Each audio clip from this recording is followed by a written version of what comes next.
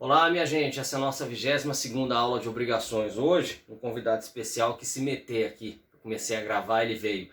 Esse aqui é o Caramelo. Esse aqui é um gato que a gente adotou já há um tempinho. Como vocês podem ver, ele gosta muito de direito civil, né? Então, Caramelo, olha aqui, olha para lá. Isso, dá um oi pro pessoal. E agora eu vou dar aula. Pois bem, a nossa aula hoje ela vai tratar de atos unilaterais. Nós já vimos bastante coisa em obrigações, né? Nós já vimos como elas nascem, quais são suas fontes de uma forma geral, como ela se desenvolve, como ela se transmite, como ela é extinta, né? Vimos tudo isso, né? Temos ainda uma janela até o final do semestre. Nessa janela vai ser importante a gente começar o estudo das fontes das obrigações em espécie, né? Por que eu estou tratando disso? Vejam, eu falei disso lá atrás, quando eu tratei da diferença entre contratos e obrigações. Falei, olha, um contrato ele pode ter diversas obrigações. Ele é fonte de obrigação. Então, dentro de um contrato, você pode ter, por exemplo, compra e venda, duas obrigações distintas, duas obrigações dentro de um contrato só, né? Como assim, Rogério? Pensa só, João vende o carro para Pedro. João é credor de dinheiro, obrigação pecuniária. Nessa obrigação pecuniária nós temos João credor, Pedro devedor, objeto prestação de dinheiro. Mas dentro desse mesmo contrato existe uma outra obrigação, né? Pedro credor da coisa, né? O João devedor do carro e a prestação, a entrega do carro. Então vejam, um contrato, duas obrigações. E nós podemos brincar disso em vários outros contratos. Mas os contratos não são as únicas fontes de obrigações, e nós vimos isso lá atrás, quando nós falamos que a fonte da obrigação, na realidade, ela pode ser um fato jurídico em sentido lato, qualquer um, né? Que faça nascer essa estrutura de relação jurídica, vinculando um devedor a um credor em torno de uma prestação. Tá? O código, como ele tem por objeto regular situações mais recorrentes, pacificando a nossa sociedade, né? Ele trata daquelas situações que originam obrigações e que demandam um regramento mais atento, né? Nós temos diversos contratos regulados no nosso código. E vocês estudarão contratos, talvez a mais robusta, né? A mais relevante fonte de obrigações estudada ao longo da graduação, vocês vão estudar isso no próximo semestre, né? Vamos aproveitar, como eu dizia, essa janela que nós temos até o final do semestre para estudar uma outra fonte de obrigações, os atos unilaterais. Também vocês já resvalaram nisso quando vocês estudaram fatos jurídicos, negócios jurídicos, classificação dos negócios jurídicos, né? E a gente dizia que quanto à classificação, o negócio jurídico podia ser unilateral ou bilateral, né? Unilateral, quando ele tinha apenas um centro de emissão de vontade para que nascesse, para que se formasse o negócio. E bilateral, quando eu precisasse de dois centros de emissão de vontade para que nascesse, para que se formasse o negócio, né?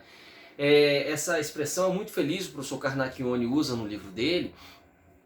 Ele diz que a gente não pode confundir o negócio unilateral quanto à sua formação com os efeitos bilaterais de um contrato, né? Vejam, e eu me estendi bastante sobre isso quando eu dei aula de fatos jurídicos, né? Eu falei o seguinte, olha, quando eu falo de negócio unilateral, eu preciso de uma só vontade para fazer nascer esse negócio. Agora, os contratos são negócios bilaterais, porque eu preciso de duas vontades convergentes para fazer nascer esse negócio.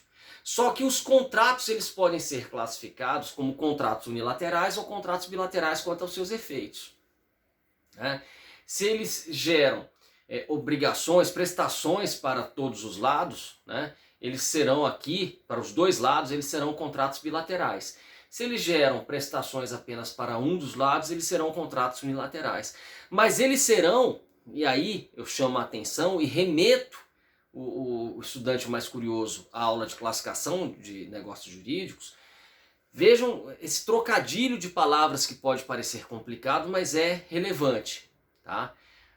Os contratos unilaterais, são negócios jurídicos bilaterais.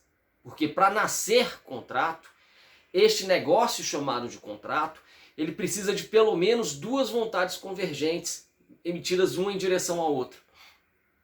Então, os contratos, ainda que sejam unilaterais, são negócios jurídicos bilaterais porque eles têm dois centros de emissão de vontade. Mas aqui nós vamos estudar, nesta aula e na próxima, os atos unilaterais. Talvez aqui ato dentro daquele sentido genérico de ato, né? Mais especificamente negócios unilaterais capazes de criar obrigações. Tá? Por quê? Porque eles precisam de um centro só de emissão de vontade. E este centro de emissão de vontade, ele é suficiente para fazer nascer uma obrigação. No semestre que vem, vocês vão estudar os contratos em que há dois centros de emissão de vontade para que nasçam obrigações dentro daquele negócio chamado contrato. Aqui bastará um centro de emissão de vontade para fazer nascer obrigação, a vincular a quem manifestou essa vontade. Ok, minha gente? Então vamos lá. Vamos usar como roteiro o nosso próprio Código Civil e vamos começar pela promessa de recompensa. Tá?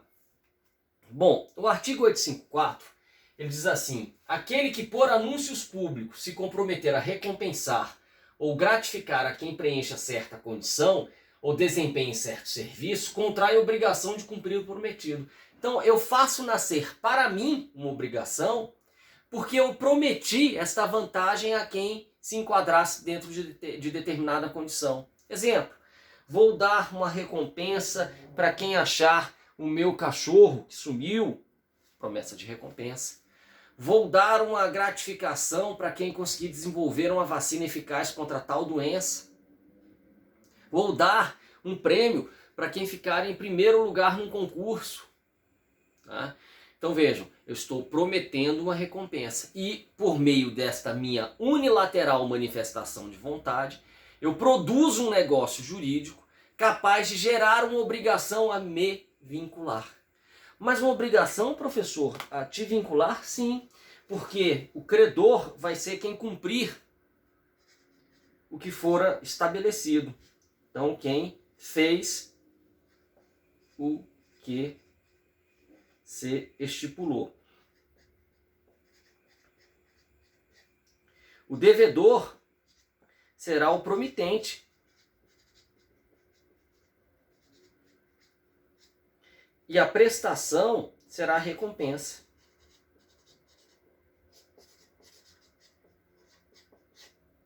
Pronto. Uma manifestação de vontade minha fez nascer uma obrigação. Ato unilateral. Fonte de obrigação.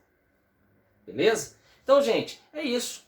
Eu acho que, se você pensar no exemplo do cachorrinho, quem me devolver meu cachorrinho vai ganhar R$1.000. Eu já estou estipulando qual o valor dessa recompensa. Estou me obrigando a pagar essa recompensa. Ato unilateral.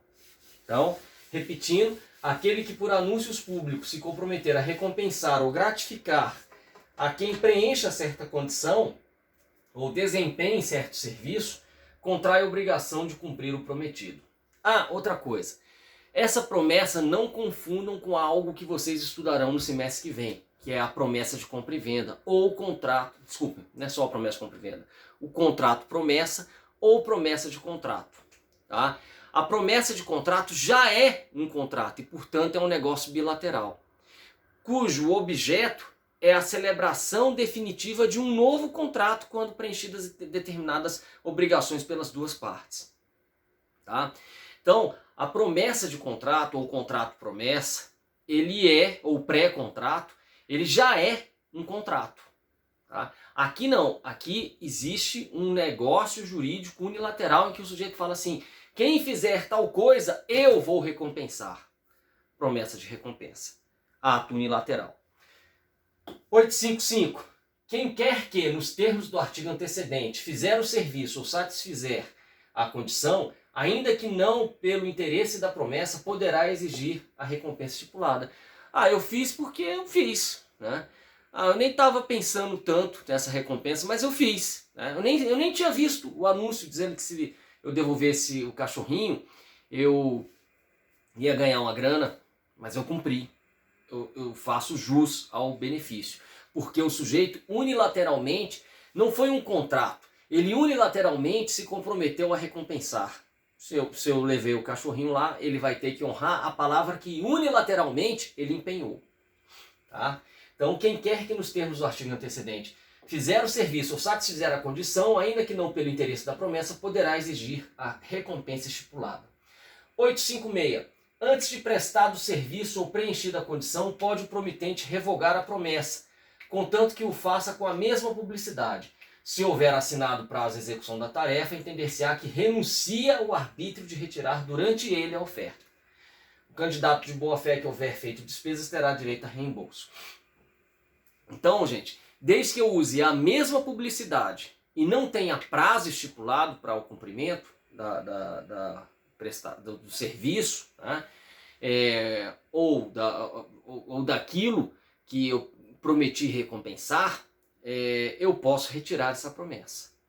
Então vejam, se eu falo assim, quem me devolver meu cachorrinho vai ganhar uma recompensa.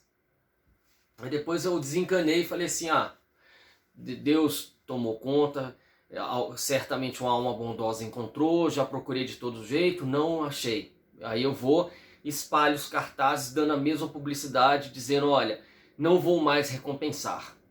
Tá? Ok. Tá? Então, eu não recompenso mais. Beleza, gente?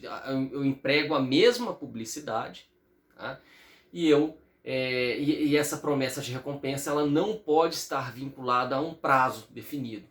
Porque se tiver prazo, quem achar meu cachorrinho nos próximos 10 dias vai ganhar R$1.000, hoje é dia tal e está lá no cartaz o dia que eu preguei o cartaz, aqui fica subentendido que eu renunciei ao meu poder de pôr fim a essa promessa de recompensa. Tá certo, gente? Então, é isso que diz o artigo 856. Né? 857. Se o ato contemplado na promessa for praticado por mais de um indivíduo, terá direito à recompensa o que primeiro executou. Isso aqui é execução sucessiva. Quem achar agora, se eu colocar assim, o primeiro que achar a vacina e se apresentar a mim, ganhará a recompensa. Vejam, são duas condições que eu coloquei. O primeiro que desenvolver a vacina e se apresentar a mim, ganhará uma recompensa. Ok, é só um. Agora, se eu falar assim, quem desenvolver uma vacina contra tal doença vai ganhar uma recompensa, 2 laboratórios fazem pesquisas simultâneas, e um acha primeiro, depois o outro acha, né? Então, vem aqui, ó, se o ato contemplado na promessa for praticado por mais de um indivíduo, terá direito à recompensa o que primeiro o executou. Aí é uma questão de prova. Como é que eu vou provar isso? Gente, testemunha, vídeo, publicação em revistas e assim vai. Agora, já que eu estou me empenhando a gratificar, o ideal é que eu faça uma coisa bem amarradinha, que eu coloque condições muito objetivas para essa recompensa, justamente para evitar esse problema. Então, aqui quem sucessivamente executou, vai ganhar, salvo promessa em sentido contrário, vai ganhar a recompensa o que primeiro executou. Mas eu posso falar assim, todo aquele que desenvolver a vacina ganhará a recompensa. No prazo de todo aquele que desenvolver a vacina no prazo de 6 meses ganhará a recompensa. Pronto. Posso. Tá? Não tem isso, no silêncio prevalecerá o artigo 857. 858. Sendo simultânea a execução, a cada um tocará quinhão igual na recompensa. Se essa não for divisível, conferir-se-á por sorteio e o que obtiver a coisa dará o outro valor de seu quinhão. Tá? Gente, solução engenhosa para quem cumprir simultaneamente com o que fora estabelecido para se obter a recompensa. Tá? Acho que isso aqui não tem muita dúvida. 859. Concursos. Nos concursos que se abrirem com promessa pública de recompensa, é condição essencial para valerem a fixação de um prazo, observadas também as disposições dos parágrafos seguintes. Então, se eu vou falar, vai ter um concurso aqui esse concurso ele vai ter que ter uma validade. A decisão da pessoa nomeada, ou seja, o juiz, o árbitro do concurso, a decisão da pessoa nomeada nos anúncios como juiz obriga os interessados. Ainda, gente, que seja uma decisão subjetiva. Tá? Vou fazer aqui um concurso de artes. O quadro mais bonito vai ganhar um prêmio pelo júri especializado. Né? O quadro mais bonito indicado pelo júri especializado que comparecer, que eu chamei para o concurso. Então quem foi escolhido vai ganhar o prêmio. Ok, isso vincula. E aí, gente, é algo absolutamente subjetivo. Né? É a sensibilidade de cada juiz para dizer o que ele acha mais belo. Pronto, acabou. Né? Em falta de pessoa designada para julgar o mérito dos trabalhos que se apresentarem, entender-se-á que o promitente se reservou esta função. Se os trabalhos tiverem mérito igual, proceder-se-á de acordo com os artigos 857 e 858. Né? Ou seja, a história de quem primeiro cumpriu e depois, se for simultânea, a execução. 860. As obras premiadas nos concursos de que trata o artigo antecedente só ficarão pertencendo ao promitente se assim for estipulado na publicação da promessa. Ou seja, se eu fizer um concurso para avaliar quadros, né, esse quadro só será meu se eu colocar isso como condição no chamamento para o concurso. O quadro vitorioso pertencerá ao organizador, que poderá expor em seus estabelecimentos esse quadro e depois revendê-lo. Tá? Ok. No silêncio, a obra pertencerá a quem? Pertencerá a quem a fez. As obras premiadas no concurso que trata o artigo antecedente só ficarão pertencendo ao promitente se assim for estipulado na publicação da promessa. Gente, eu acho que são artigos muito simples de serem compreendidos e a gente pode partir para a nossa segunda espécie de ato unilateral. Esta espécie que a gente vai estudar agora, eu acho que ela é mais atual, assim, atual não, mais recorrente nesse período de pandemia. Né? Como assim, professor? Gestão de negócios. Você vai gerenciar um negócio alheio. Tá? Não necessariamente uma empresa. Você vai gerenciar um negócio jurídico alheio. Pode ser sim, se você for fazer a gestão de uma empresa alheia, você vai celebrar vários negócios jurídicos como gestor. Às vezes você celebra só um. Tá? Professor, me dá um exemplo. O marido está em coma, ele precisa assinar um contrato, né? Ele está doente, está em coma. Vem a esposa e fala assim, olha, eu vou assinar aqui porque ele não tem condições, ele está em coma, a gente não pode ficar esperando para assinar esse contrato. Vai ser ruim para todo mundo, para você que está querendo celebrar um negócio com ele que já me havia dito que queria celebrar esse contrato, não vamos esperar mais, eu assino como, a esposa diz, eu assino como gestora de negócios. Pronto. Entendem? Então, eu quando vou explicar para meus alunos de forma mais coloquial, eu digo assim, a gestão de negócios, alguém muito corajoso, mata no peito e fala assim, não, pode deixar, vamos fazer. Depois que a pessoa tiver condições de retomar o negócio, ela vai dizer se gostou, não gostou, se foi útil, a gente vai avaliar se foi útil, se não foi útil, mas agora, nesse momento de premência, vamos fazer. E eu vou atuar como gestor ou gestora de negócios. Entenderam isso, gente? É uma atitude muito corajosa. Mas depende muito da outra parte também. Esse exemplo do cara que está em coma. Chega lá o sujeito, ó, vamos assinar esse contrato? Fulaninho está em coma, não pode assinar contigo. Muita gente faz o quê? Recolhe flaps e vai embora. E você pode dizer que não? Continua sendo um ato de vontade daquele que levou o contrato para ser assinado com quem estava em coma. Mas ele fala assim, caramba, e agora? Aí vem a esposa e fala, se você quiser eu assino como gestora de negócios. Quero. Vejam que o ato de coragem às vezes é dos dois lados. Mas isso pode gerar uma série de problemas. Né? E se depois o sujeito acorda e fala assim, não era esse contrato que eu queria. Isso aqui me prejudicou, isso aqui foi ruim, isso aqui foi bom. Todas essas indagações elas serão respondidas a partir da leitura desses artigos e vamos a eles um por um. Artigo 861. Aquele que sem autorização do interessado intervém na gestão do negócio alheio, né, dirigi-lo-á segundo o interesse e a vontade presumível do seu dono, ficando responsável a este e as pessoas com quem tratar. Então aqui você já está dizendo assim, ó, meu amigo, você pode ser gestor de negócios. Só que saiba que você vai assumir responsabilidade perante dois. Perante aquele a quem você disse substituir na gestão e perante a pessoa que confiou que você era o gestor e que você ia administrar de maneira útil os interesses daquele que não pôde, né? Porque, por exemplo, estava em coma. Né?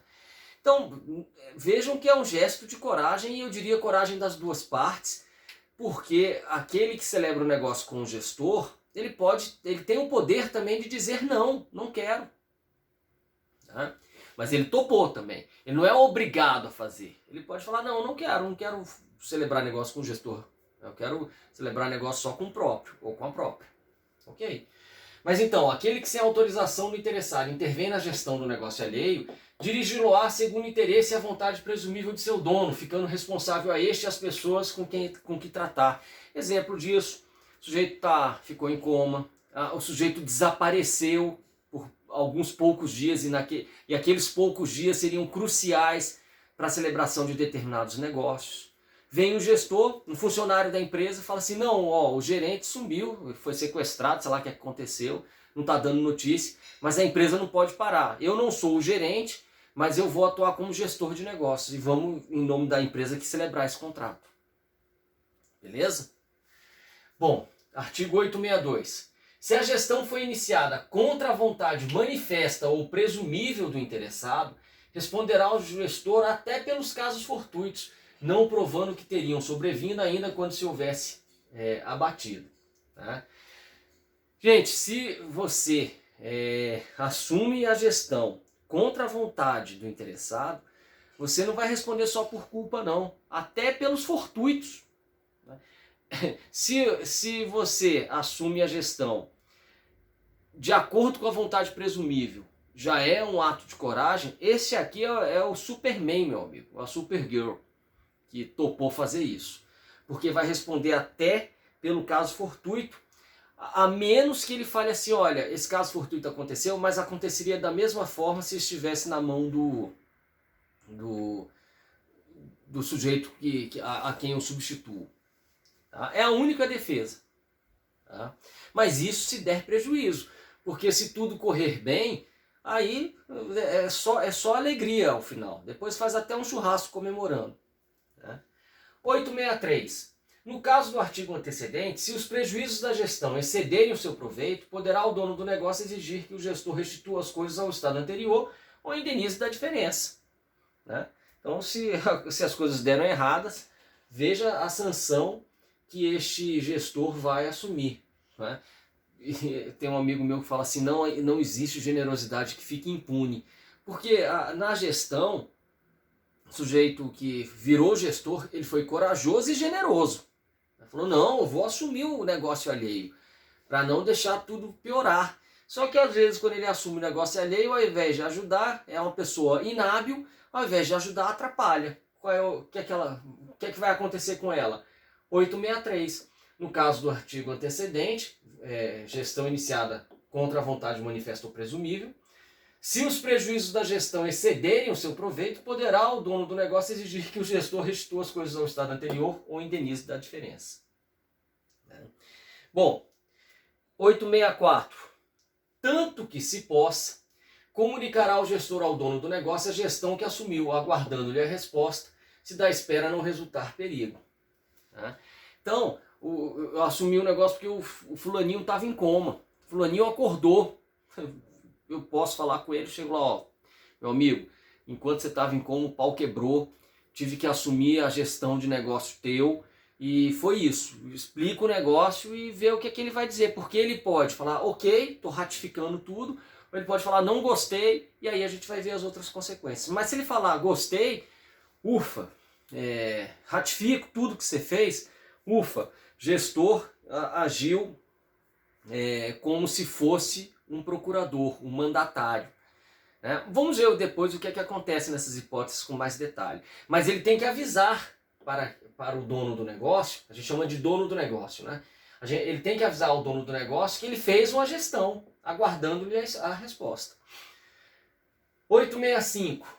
Enquanto o dono não providenciar, velará o gestor pelo negócio até o levar a cabo, esperando-se aquele falecer durante a gestão, as instruções dos herdeiros, sem se descuidar, entretanto, das medidas que o caso reclame. Então ele vai ficar ali velando pelo negócio e aguardando instruções, né? Sempre agindo com transparência e comunicando aos interessados o que ele está fazendo. 866. O gestor envidará toda a sua diligência habitual na administração do negócio, ressarcindo ao dono prejuízo resultante de qualquer culpa. Veja, culpa é na regra, é no caso geral, né? Porque se ele administrar contra a vontade presumível e gerar prejuízo, até por fortuito ele responderá. Agora, se ele está administrando de acordo com a vontade presumível, ele vai responder apenas por culpa na gestão. 867. Se o gestor se fizer substituir por outrem, responderá pelas faltas do substituto, ainda que seja pessoa idônea, sem prejuízo da ação que a ele ou ao dono do negócio contra ela possa caber. Ou seja, você já foi corajoso para assumir a gestão, aí você ainda é mais corajoso ou corajosa ainda para chamar um substituto, meu amigo, haja coragem, hein? Você vai responder pelo substituto. Havendo mais de um gestor, solidária será a responsabilização. Então ele pode cobrar de qualquer um dos gestores os prejuízos que derivarem de sua culpa. O gestor responde pelo caso fortuito quando fizer operações arriscadas, ainda que o dono costumasse fazê-las ou quando preterir interesse deste em proveito de interesses seus. Por quê, gente? Porque às vezes o dono fazia operações arriscadas, em bolsa, por exemplo, porque ele tinha um grande conhecimento disso. Aliás, ele estava arriscando com o dinheiro próprio dele. Se você é gestor de negócio, vai pianinho, vai na sombra, não inventa moda. O gestor responde pelo caso fortuito quando fizer operações arriscadas, ainda que o dono costumasse fazê-las. Parágrafo único. Querendo o dono aproveitar-se da gestão, será obrigado a indenizar o gestor das despesas necessárias que tiver feito e dos prejuízos que por motivo da gestão houver sofrido. Então, aqui o sujeito acorda no estado de coma e aí fala assim: nossa, que bom que você assumiu um negócio para mim. Vamos fazer assim? Gostei. Eu quero assumir daqui para frente, reassumir daqui para frente o negócio que você começou a tocar, gestor. Ok. Querendo o dono aproveitar-se da gestão, será obrigado a indenizar o gestor das despesas necessárias que tiver feito e dos prejuízos que por motivo da gestão houver sofrido. 869. Se o negócio for utilmente administrado, cumprirá o dono as obrigações contraídas em seu nome. Gente, aqui é mesmo contra a vontade dele. Vamos pegar o exemplo da esposa. Chegou lá o cara para assinar um contrato com o marido estava em coma, a esposa inteligentíssima, ela viu, falou assim: deixa eu ler esse contrato é bom para todo mundo. Meu marido que está em coma, esse contrato é muito bom para ele. Vou lá e vou assinar como gestora. E começou a cumprir o contrato em nome do marido, né? Vejam que isso não é um mandato. Por que não é um mandato? Porque foi unilateralmente que ela fez isso. Mas aí, depois que ele acorda, se percebe que o negócio foi utilmente administrado. E aí está assinado o contrato. Cumprirá o dono das obrigações ao marido que estava em coma. Cumprirá o dono as obrigações contraídas em seu nome. Ele vai honrar aquele contrato, reembolsando ao gestor as despesas necessárias ou úteis que houver feito, com juros legais desde o desembolso, respondendo ainda pelos prejuízos que este houver sofrido por causa da gestão. Parágrafo 1º. A utilidade ou necessidade da despesa apreciar-se-á não pelo resultado obtido, mas segundo as circunstâncias da ocasião em que se fizerem. Não é uma coisa finalística, né? Às vezes você não obtém um resultado, mas você faz a despesa para evitar um mal maior. Vigora o disposto nesse artigo, ainda quando o gestor, em erro quanto ao dono do negócio, der a outra pessoa as contas da gestão. 870. Aplica-se a disposição do artigo antecedente quando a gestão se propõe a acudir a prejuízos iminentes. Então aqui você não vai nem obter um resultado útil, você vai evitar a desgraça. Ou redunde em proveito ao dono do negócio ou da coisa, mas a indenização ao gestor não excederá em importância as vantagens obtidas com a gestão. Então, se você, para evitar um prejuízo, você acaba pedindo uma indenização maior, grande ajuda você deu, né? Então, tá? Ok? Artigo 871. Quando alguém, na ausência do indivíduo obrigado a alimentos, por ele os prestar a quem se deve, poder lesar reaver do devedor a importância, ainda que este não ratifique o ato. Às vezes, a mãe casou de novo. Aí o padrasto vê que o pai, que foi condenado a pagar alimentos, está atrasando. Para não deixar o enteado passando necessidade, ele vai e começa a pagar a escola, pagar as coisas, pagar isso, pagar aquilo. Ele pode cobrar do pai? Pode. Quando alguém, na ausência do indivíduo obrigado a alimentos, por ele os prestar a quem se deve, poder-lhes-á reaver do devedor a importância, ainda que este não ratifique o ato. Ele agiu como gestor de negócios. 872. Nas despesas de enterro, proporcionadas aos usos locais e à condição do falecido, feitas por terceiro, podem ser cobradas da pessoa que teria a obrigação de alimentar a que veio a falecer, ainda mesmo que essa não tenha deixado bens. Aqui também é uma hipótese de gestão de negócios relacionadas ao funeral, ao enterro, que o sujeito que pagou vai cobrar da família. 873. A ratificação pura e simples do dono do negócio retroage ao dia do começo da gestão e produz todos os efeitos do mandato. Olha que coisa bonita, gente. Eu posso dizer que a gestão, ela começa como um mandato capenga. Ela começa como um mandato capenga porque o sujeito assumiu a gestão sem ter condições de ter falado com o dono do negócio. Mas aí o dono do negócio acordou e ratificou. Ratificou, ufa, é como se desde sempre tivesse existido um mandato. Se o dono do negócio ou da coisa desaprovar a gestão, considerando-a contrária aos seus interesses, vigorará o disposto nos artigos 862 e 863, salvo estabelecido nos artigos 869 e 870. E aí a gente vai começar com toda aquela discussão sobre se o negócio foi utilmente administrado, se não foi, né? 862 e 863 se fala sobre a gestão contra a vontade manifesta ou presumível, a história de responder por caso fortuito, né? Aí você vai ter que discutir se a gestão ela foi boa ou foi ruim para o dono do negócio, né? Se o negócio foi utilmente administrado ou não, né? Ok, minha gente? Por fim, 875. Se os negócios alheios forem conexos ao do gestor, de tal arte que se não possam gerir separadamente, haver-se-á ao gestor por sócio daquele cujos interesses agenciar de em volta com os seus. No caso desse artigo, aquele em cujo benefício interveio o gestor só é obrigado na razão das vantagens que lograr. Ou seja, o gestor ele começou a administrar e acabou trazendo vantagens não apenas para o dono do negócio, mas para outros. Então, se os negócios alheios forem conexos ao do gestor, de tal arte que se não